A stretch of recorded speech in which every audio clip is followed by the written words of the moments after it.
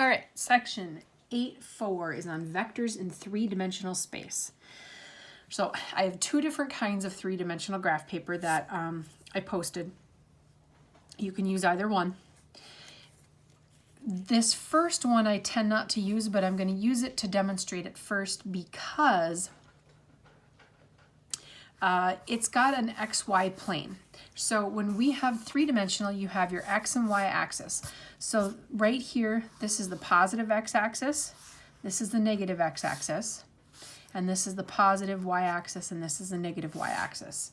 So if we think of this, if I were to turn this in terms of being like this is my positive Y and then my X.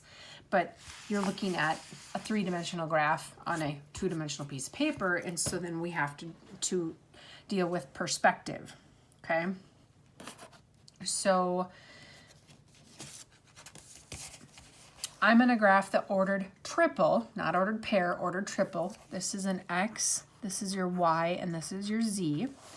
So I'm going to go 4 in the positive X direction, 1, 2, 3, 4. So I'm right here, okay? Then I have to go 3 in the positive Y direction. So now I'm here, I have to go 3 units. So I don't count out to here, I count out 1, 2, 3 units, and I'm right here. So what this does is it basically creates a parallelogram. This is 4 units by 3 units. I went 4 in the positive X direction and I went 3 in the positive Y direction. That's why this is so handy to do this on this graph paper, especially when you're first learning, okay? Then from there, I have to go 2 units up. Well, 2 units up is this far, but I have to go this far up from this point, okay? And so if you want to measure, and I of course did not grab a ruler, so I'm going to use this nice envelope that I just happen to have handy.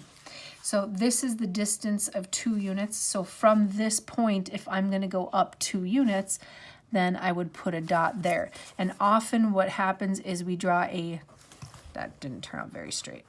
We draw a vertical dotted line to demonstrate where that point is at. So I went 4 in the positive X direction, 3 in the positive Y direction, and 2 units up, okay? So let's take a look at another one. -2, 4, -5, okay? So -2 in the X direction. That one you can always go, and here I went on the Y. -2 in the X direction. You can always go forward and backwards, whichever way you have to go, positive or negative first, okay? Then I'm going 4 in the positive Y direction. So 1, 2, 3, 4 units. So I'm here. And again, this creates that parallelogram. That's 2 units by 4 units, but I'm 2 units in the negative X direction. Now from here, I have to go down 5 units, okay? So if you want, you can measure. This would be the length of 1, 2, 3, 4, 5 units. So from this point, I have to go down 5 units, and that's where my point ends up, okay? So now I'm going to do one on the graph paper that does not have the XY plane. And your typical XYZ graph paper does not have this nice handy little plane on there, okay? Your typical XYZ graph paper, three-dimensional graph paper, looks like this, okay? So we have the point, and I just did 1, 2, 3. So I'm going to go 1 in the positive X direction. I'm going to go 2 in the positive Y direction, and so I'm going to make that parallelogram, okay? So now I'm here, and so I can see this is 1 unit on the positive X, 2 units on the positive Y, and then I need to go up 3 units. So again, I'm going to measure this distance on this graph paper. There's my 3 units. So from this point, I'm going to go up 3 units.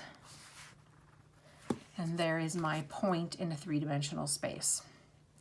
And if you can envision that, you're coming 1 unit this way, 2 units that way, and 3 units up. It's kind of hard sometimes for people to visualize. We're taking a three-dimensional thing and putting it on a two-dimensional piece of paper.